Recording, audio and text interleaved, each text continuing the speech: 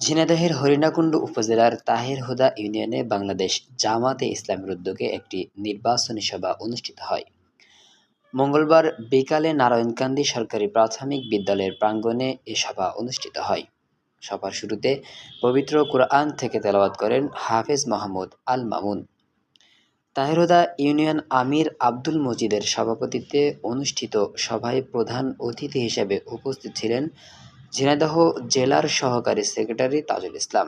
বিশেষ অতিথি হিসেবে বক্তব্য রাখেন উপজেলা আমির মোহাম্মদ বাবুল হোসেন। ৩ নম্বর তাহের হুদা ইউনিয়নের চেয়ারম্যান পদপ্রার্থী মোহাম্মদ মোশারেফ হোসেন, তাহের হুদা ইউনিয়ন সেক্রেটারি মোহাম্মদ বজলুর রহমান সহ অন্যান্য নেতৃবৃন্দ।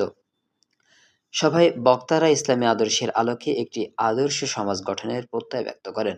তারা সততা, ন্যায়পরায়ণতা, ইসলামী মূল্যবোধ বজায় রেখে নেতৃত্ব প্রদান, ঐক্য বজায় রাখা এবং পরিশ্রমের মাধ্যমে সংগঠনকে আরও শক্তিশালী করার আহ্বান জানান।